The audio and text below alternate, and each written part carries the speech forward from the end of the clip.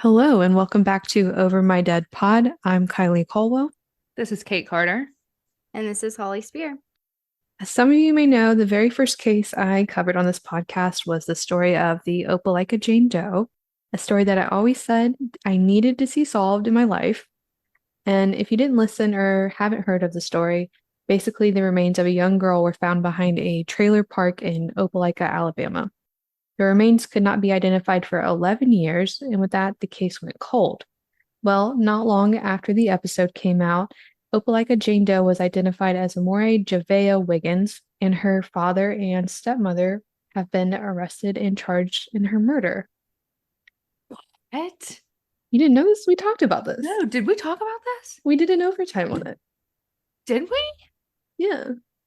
Okay, I'm sorry. I'm It's okay. drawing a blank today, but how exciting. Very exciting. But the case is yet to go to trial, but I want to return to the Auburn, Alabama area, right down the street at Auburn University, my alma mater. Similarly, this case went cold for 11 years, but there's also been a recent conclusion. This is the story of the murder of 24-year-old recent Auburn graduate Lori Slesinski.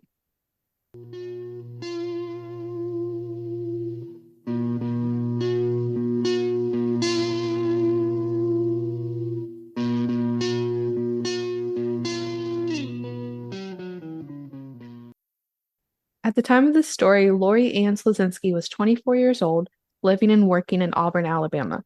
Lori's family, her parents, Arlene and Casimir, who went by Casey, and her brother Paul were originally from New York. The family moved to Alabama when Lori was 13 for a simpler life, living on a peaceful, large property. So Lori was super, super smart. She was the valedictorian of her high school and soon after enrolled at Auburn University, majoring in psychology and minoring in criminal justice. When Lori started school, her parents bought her a mobile home to live in. I don't know how y'all's schools were, but like when I was at Auburn, it's in the same like mobile home park. It was like a lot of students. And it's like right off campus. It was like cheaper than the apartments, but you had like a lot more space. Like people had big decks. Like it was kind of the thing to do in Auburn. Like Wow. like a trailer park? Yeah. Oh, interesting. No, I've never seen that. Never heard of that. Oh yeah. But it's like Cool, but it's like crazy. in the woods. It's kind of cute. Okay, that sounds creepy as soon as you say it's in the woods. I mean, it's like off a major road, but it's like a wooded trailer park, Okay. Okay. like a campground. Okay. Still creepy. Anyways, Lori lived in the mobile home with her cute little dog, Peanut. And it wasn't long until Lori graduated with honors and started working at a local mental health facility with her best friend, Lindsay Braun. On June 10th, 2006, Lori had made plans with Lindsay to have a girls' night in at Lindsay's place with some drinks and a movie. At 6:30 p.m., Lori called Lindsay to say she was going to stop at the store for a few things and then she was going to head over. Lindsay later told investigators in the TV show 48 Hours she heard Lori's friend Rick Enos in the background on the phone call. But she didn't think much of it. Rick was one of Lori's friends. Lori failed to show up to girls' night and didn't return any of Lindsay's calls. Lindsay continued to call Lori without success the rest of the weekend. On Monday, June 12th, Lori didn't show up for work. At this point, Lindsay started to get really concerned. She texted Rick saying, "Have you seen Lori? Where is she? I'm worried about her." Rick responded with, "No, I haven't, and I'm worried now too." The next day, Tuesday the 13th, Lori once again failed to show up to work.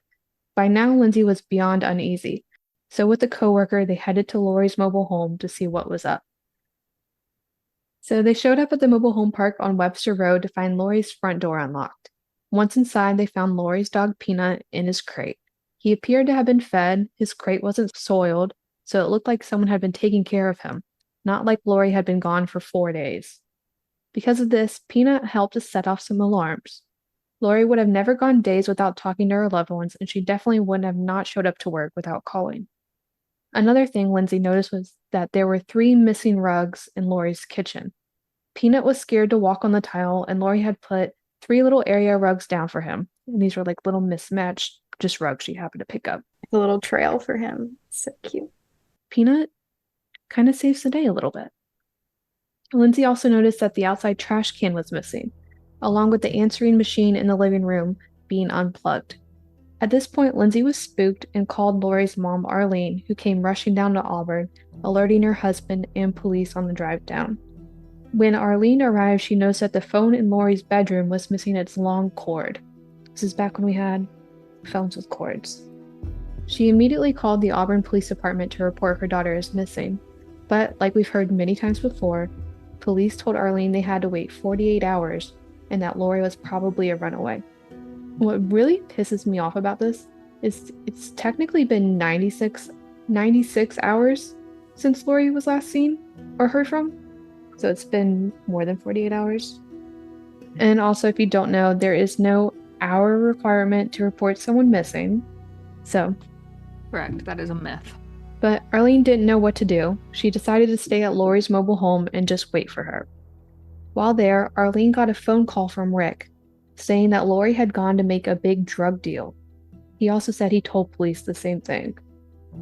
Next thing you know, police showed up at the mobile home, raiding the place like she was Pablo Escobar. So instead of investigating the case of a missing young woman, they decided they had the time and resources to investigate an alleged drug dealer. Love it. Interesting. But of course, police did not find any evidence of a large-scale drug business.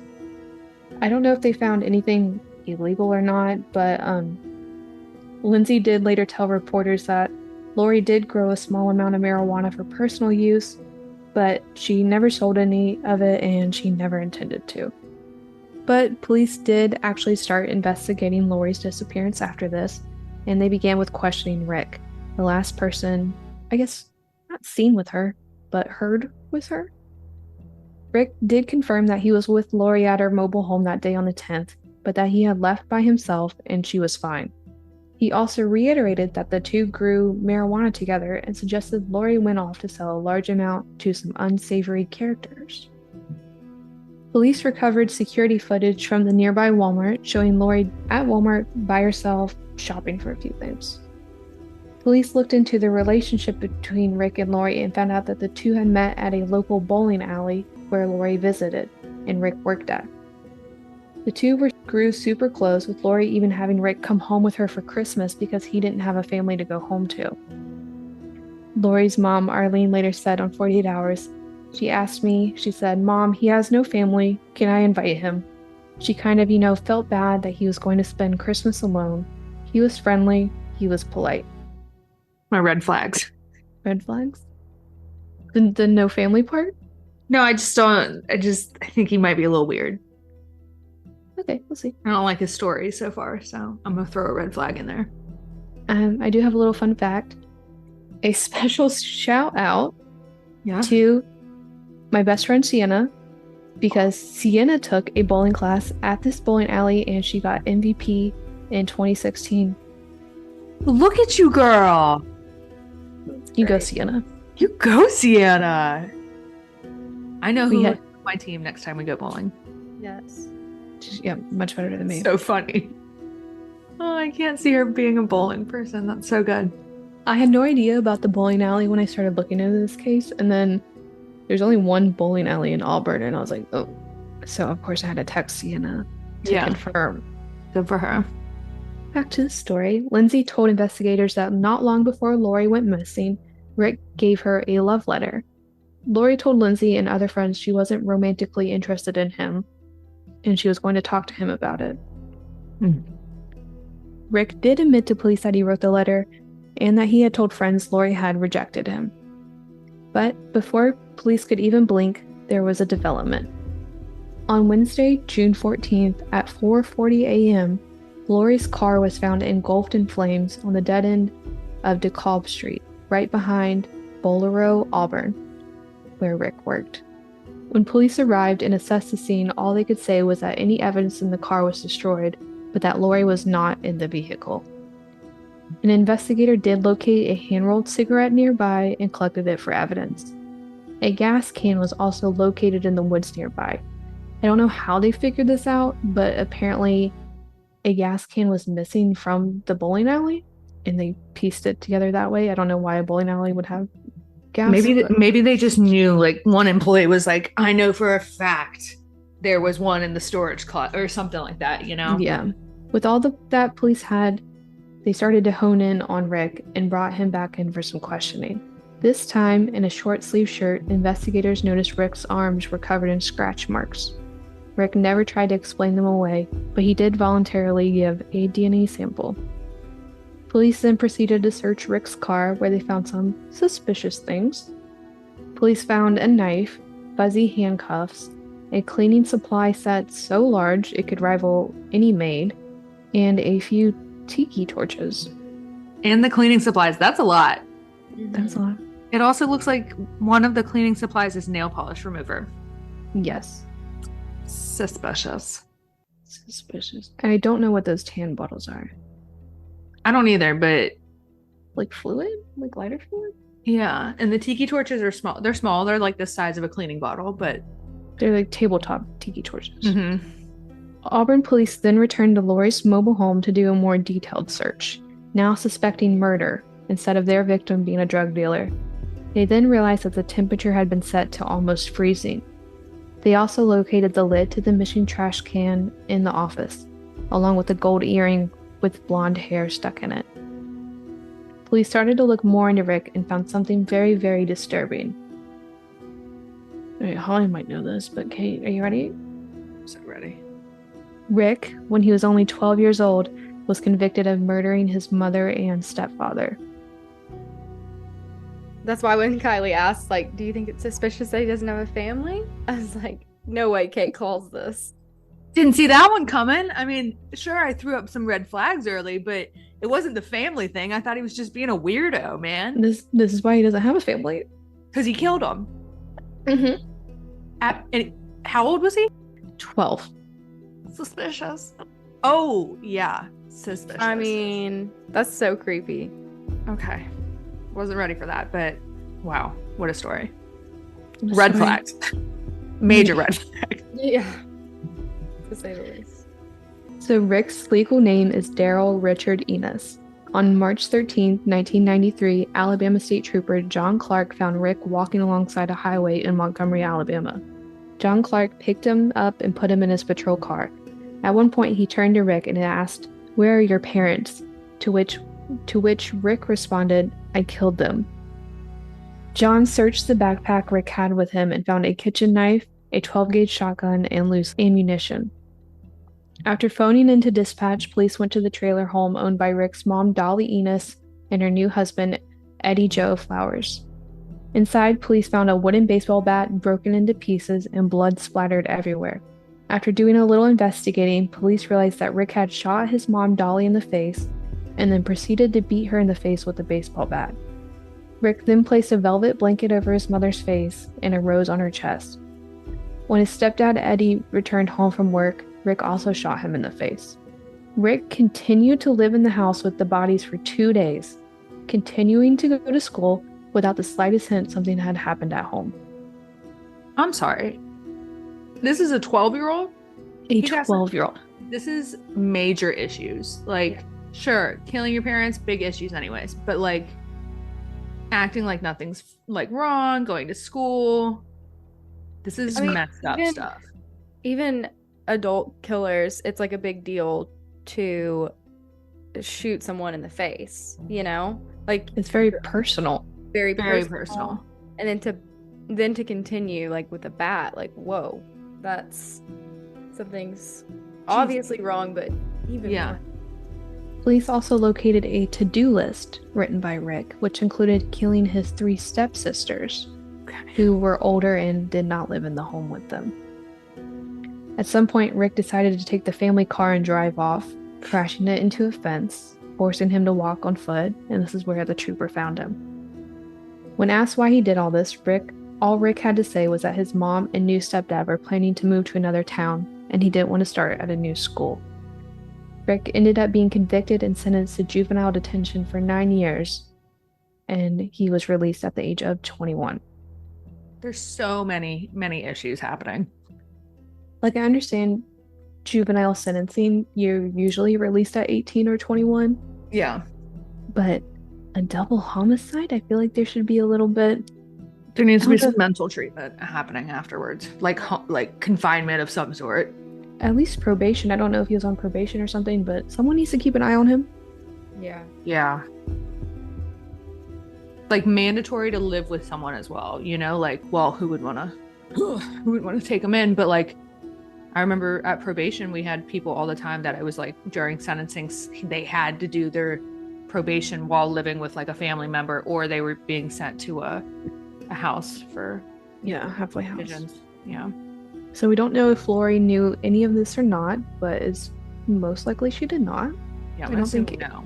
Yeah. anyone really did. So a little late to the game, they had realized Rick Enos was suspect number one, but Rick had already skipped town without a trace.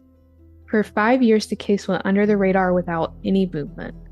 This was until 2016 when Special Agent with the Alabama State Bureau of Investigation, Mark Whitaker, started a cold case unit, and he had the disappearance of Lori Slesinski as his number one priority.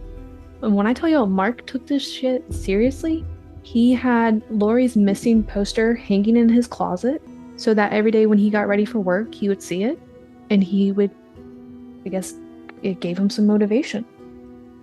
Each their own. Once Mark and his investigators started going through the files, they found an envelope that had been left unopened since 2007. Oh. This envelope contained a forensic report showing that Rick's DNA had been identified in semen found on Lori's bed, blood on the interior of Lori's front door, and on the hand-rolled cigarette found by her burnt car. So it's So- just unopened. I'm sorry. What? Nobody opened the letter? Apparently, the guy in charge of the case retired before the DNA results came back, but no one bothered to open the envelope that had been sitting in the file the entire time. It literally puts him at 3 different spots in 3 different bad ways. Semen, blood, cigarette at the burnt car. I mean, that's just a no. When the case was reopened, investigators also located the 3 missing rugs from Lori's kitchen. As it turns out, Rick's roommate at the time had them and turned them into police. So I'm not sure if the roommate just happened to have kept them in the house for 10 years, or he knew that it was potential evidence, or Weird either way. weird either way. But what's slightly more weird is that when investigators found the rugs, Rick's blood was on them. So the rugs had not been cleaned for 10 years. I wonder, okay, so Rick had skipped town, so he wasn't living with that roommate, but the roommate had these rugs. So I wonder if there was a box that was Rick's somewhere in the house, and the rugs were in there. Yeah, I would Rick assume took, he left pretty quickly. I'm sure he Yeah. left some things. But 10 years after, I mean, dude, if I had a roommate after a year, I'd be like, yeah, no, I'm goodwilling all this stuff. Mhm. Yeah. That's crazy. So investigators were already pretty certain Rick Enos was their guy, but all these forensic results that they probably have had the entire time solidified it. In August of 2018, Rick Enos was indicted for the murder of Lori Slesinski, but there was a problem. Rick was nowhere to be found. Yeah, it's great. But shout out to the U.S. Marshals who located him within a few days in Pilot, Virginia. And on August 6, 2018, on his birthday, Rick Enos was arrested. So it turns out Rick was employed as a builder of yurts and was engaged to a school librarian, leading a pretty normal life. I assume he had to have changed his name. No, I don't think What? so.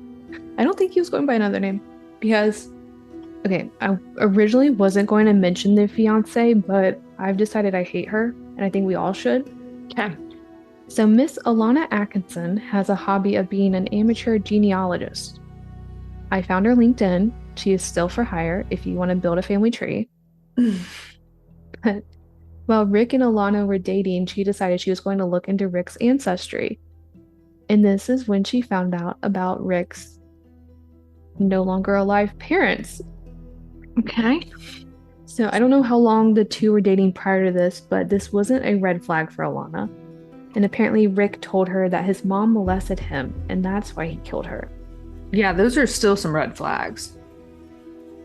to be dating someone he never, okay, if that were the case and he was molested, you're dating someone who killed their parents and they never mentioned it until you find out? Yeah. Like, let alone you find out. Okay, sure. He tells this whole story about like why he did it and what. You're gonna read articles. Like, you're gonna go and do your research and be like, no, he was convicted of like cold blood murder. 2 of them. 2 of them. Yeah, what's the other explanation for his dad? So she just stuck around. She stuck around. Okay. And in an interview with CBS's 48 Hours, she said, quote, "They have the wrong person. There's no way." So I'm trying not to laugh. Not only do I believe Rick is innocent, I believe that he would have given his life for Lori if he had been there. That's the kind of person he is, end quote. The kind of person he is the person who killed his mom and stepfather and another girl, but okay. Yeah. Yeah. She loved him. That's your man. You know? Yeah. That's your man. So Rick's trial did not begin until 2022 because of the pandemic. Another little fun fact I found was that Rick was indicted by Lee County DA Braden Hughes, but the case had to be taken over at trial because Braden Hughes was in prison. Oh. This is pretty funny. So DA Braden Hughes pled guilty to first-degree perjury and using public office for personal gain because he had created and used a fake search warrant to steal a truck from a tow yard. It happens, people. That's all I gotta say. People don't think this stuff happens. First of all, what a stupid reason to get caught. You know, like that's what you decided to use your power for? A truck. A truck. Anyways, at trial, Rick's defense team tried to come up with excuses for the evidence presented. They said the cigarette butt found by the car was taken from Rick's house and planted at the scene by police. The scratches on his arms were from his dog. The 3 rugs were from Target. He just happened to have bought the exact same 3 rugs that don't match whatsoever. And the cleaning supplies and tiki torches were in his car because he was in the middle of moving. The defense also relied heavily on the fact that Lori's body had not been located, and the fact that there was no official cause of death because of this. The prosecution's theory is that Lori was strangled due to the scratches on Rick's arms, the shoe scuff marks on the wall, and the missing phone cord. As for her body not being located, DA Jessica Ventier had to say this, quote, "I think we can all agree that there should be no reward for someone who's good at dumping a body. You should not get a prize for body disposal. You should be held accountable for their murder, even though you are really good at dumping it," end quote. I think that's a fun quote. That's a good one. And this seemed to work because after 2 days of deliberating, the jury returned with a guilty verdict for capital murder, kidnapping, and burglary. I don't know exactly where the burglary charge came from. I don't know. The rugs? The rugs. Which is not funny, but yeah. That's fine. Tack on the charges. Yeah, whatever. So Rick was now facing the death penalty. However, Lori's mom, Arlene, had the prosecutor remove this from the table because she didn't want to face years of potential appeal hearings. Yeah. Thus, on April 14th, 2022, Rick Enos was sentenced to life in prison without the possibility of parole. So I have some sad news, but then I have some good news. Okay. Unfortunately, in 2020, Lori's brother Paul passed away from cancer, and a few months later, her dad passed away from COVID. Oh, So no. Yeah, so they were able to find out that Rick had been indicted and arrested, but they did not see the trial or the conviction. Oh, that's so sad. Lori's mom, Arlene, kept the mobile home Lori lived in and put it in her backyard. She would often go visit it to remember her, and this actually was pretty helpful in the investigation because the investigators, she had kept it exactly as is. Sure. The investigators were able to go see it. She also remembered her through her dog, Peanut, who Arlene kept. And although Arlene had now lost her entire family, she gained a new one. Through this investigation, Arlene became very close to investigator Mark Whitaker and his wife, and they spent like the holidays together. That's cute. But Lori's body has still yet to be found, leaving a little mystery left. Rick doesn't appear to be anywhere close to confessing his guilt or telling anyone what happened to Lori or where her body is. So Auburn's it's in a pretty rural area. Like, you have the town and then it's nothing around it. So there's vast woods, state parks, and many rivers and lakes.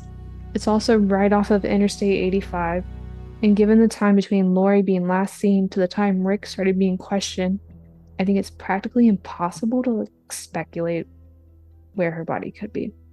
Yeah. But Rick is now appealing his conviction, so I will update you all on that if anything comes of it, but I highly doubt it will. And that was the somewhat ongoing case of the murder and search for Lori Slesinski. Wow. That's really sad. Super sad. Good job, Kylie. Do we know that Rick burnt her car down? Yes. Because his cigarette was there, so we're gonna assume. Yeah, and the gas can from the bowling alley. That's right. Okay. Yeah. And they know for a fact her body wasn't in that car. Yeah. I'm gonna say if he burnt her car for evidence reasons or for no reason at all, and her body wasn't in it, he probably burned her body somewhere. And there's no way they're gonna find that. Yeah. You know. I guess if he had it contained enough so no one could see and report a fire. Yeah, but like, you just drive a little bit out of Auburn and yeah, that's true. Go to the middle of the woods somewhere. I don't know. I just feel like that's what I think probably happened. Of course, we may never know. So I think that's a good theory because the trash can from outside is still missing. Mm-hmm. Yeah. Dang, man.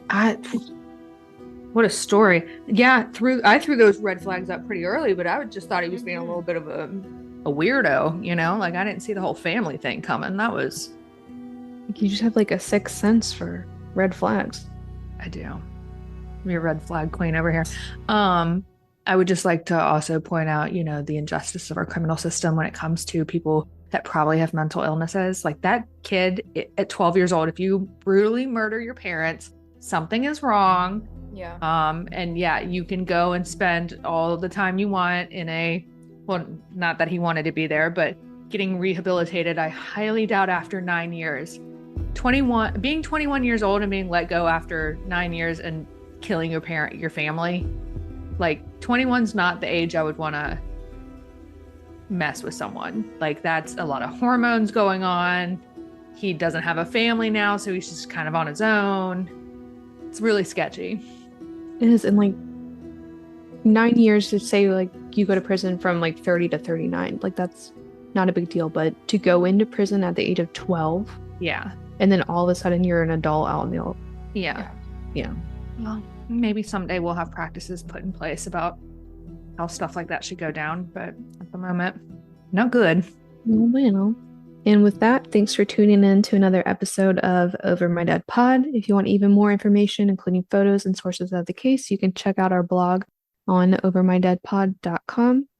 Be sure to leave us a review wherever you're listening to this and check us out on social media at Over My Dead Pod. We'll see you next week with another thrilling case.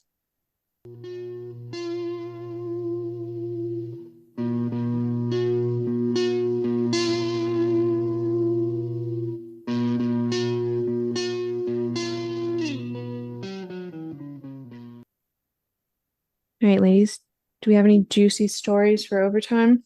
I can start us off. Okay. So, I mean, I assume you guys have heard because it's been all over the news, but within the past 2 weeks, we had that escapee convict from Pennsylvania. It's been juicy. It's been juicy. Okay, so those who don't know, his name is Danilo, Danilo. Danilo, I guess you would pronounce it. And of course, I'm going to butcher his last name too. And we're just going to call him Dan. Okay. Cavalcante. Thank you. Say his full name now. Danilo Cavalcante. Okay, so I'm going to call him Dan. Okay. So if you don't know this story, it's out of a prison in Pennsylvania. There was an escapee convict. He was in prison for murder. He had life without the possibility of parole. He's from Brazil originally. He fled Brazil because he killed someone in Brazil. And then he fled to the US and killed his ex-girlfriend. I think he stabbed her to death. And so he got convicted and is in prison on life with no parole. Well, ladies, have you guys seen the video of him escaping? He's like little Spider-Man. No, I haven't seen it. Okay, I'm gonna share my screen and show it to you. It's kind of He hilarious. he Spider-Man's his way out. He puts his hand on the front of a brick wall, his feet on the back of a brick wall, and he goes up. And he literally climbs up a wall, which someone told him this is how you're gonna do it, because there's no way you would just be like, this is gonna work, I'm gonna do it. He climbs up a wall and goes through a wire fence. So the part that you can see in the video is from him climbing up the wall. And I just remember seeing the video and I was like, there is no way this dude got away with it. Well, he did. So hold on. Watch that video. I don't think anyone expected it to look as stunning as it just did. Danilo Cavalcante crab walking, putting his hands up against one part of the wall, his legs up against the other, and basically shimmying up. That's the whole video. It's just him crab Where walking. did he go from there? He goes on top. It's the top of the building, and he just goes through the underneath the wired fence that's on top of the building, jumps off, runs off. Well, I don't understand how he wasn't seen by guards running off the property. No. Prisons are kind of hard to like. If you see someone walking or running outside of a prison, there has to be cameras. Like, that's not normal. Usually there's guards and like guard towers along the fences. Yes. So anyways, he crab walked up a wall in this prison in Pennsylvania, escaped. They obviously alerted everything, like prisoner on the, like this is a guy, he's probably going to be armed at some point. He's a convicted murderer. 2 weeks later, they're on a manhunt all over Pennsylvania and they're in this woodsy area. And they're like, we think he's in here. There was like body heat sensors from a helicopter. And they have these helicopters going above like this wooded area. And then out of nowhere, this big ass storm rolls in, starts lightning strikes like everywhere. They have to get the helicopters out of the area. So they send in troops. Well, not troops, but we'll call them troops. Police force, special task. They send them on foot to go into this area and they find the dude. He has a rifle with him. He starts booking it through some bushes and they sick a police dog on him. And this police dog has become viral because it's the cutest little German Shepherd you ever done seen.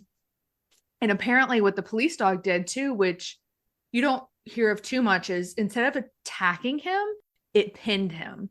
So he was on the ground with his stomach down, face down. And the police dog had him in a hold. So he was biting him somewhere, but had him on a hold. I think it was like on his arm, and laid on him and was able to put enough pressure that it laid on top of him until the task force members were able to come over and like put him in handcuffs. And so they arrested him. They walk out and he's bleeding a little bit, like he's not fully attacked by a dog kind of thing. And so they gave major kudos like to the training for this police dog as well. Turns out, go ahead. The dog's name is Yoda. Oh, is it? Oh, so cute. It's a really cute dog too.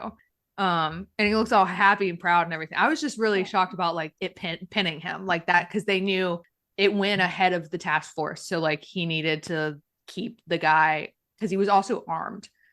So he pinned him on the ground, but they get him out, transport him to whatever, police. He's in custody now. We're all good. But something I did find interesting is that he was on the run for 2 weeks and he primarily stayed around the prison area because he thought that's not where the police would be searching. And he was in the woods. This dude for 2 weeks survived off of water from streams. And the thing that he only ate for 2 weeks was a watermelon. He found a watermelon at a local campsite and kept it with him the entire time.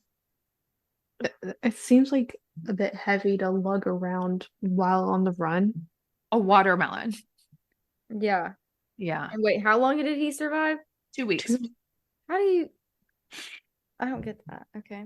So that's my my story for today. All right, Holly, can you top the police dog? I'll try. Okay, so this is a story that I ran across while looking for a story for Overtime today. And it actually happened earlier this year, so it's not as recent. It happened on February 23rd. But jumping back, March 1995, there was a frozen body found in California. The body was undiscovered for 6 months, so the victim likely died in 1994. And the body was entombed in the refrigerator underwater for Okay. several months. And I'm assuming the water was like frozen, Yeah. And the hands were bound. It was a female, and she had a sock in her mouth, and she died from blunt force trauma. For the longest time, she was just called the lady in the fridge. And they just found out that she is Amanda Lynn Schumann Diza. And so her identity has been confirmed. It was a case that I think I've heard about before. I knew it was unsolved. I don't remember where I heard it, but Do we have any suspects? no, it is ongoing and remains active. So she had 3 young children, and she was last seen in Napa. She was identified because through skeletal evidence sent to a lab in Texas that created a profile that would either identify her or a close family member. They reached out to the mother and daughter of the victim, and the mother and the daughter provided DNA samples, and they were compared, and it was discovered that she was the daughter and the mother. That was in 1996. So she was found in 95, and they figured out that she had died. She had been frozen since 94.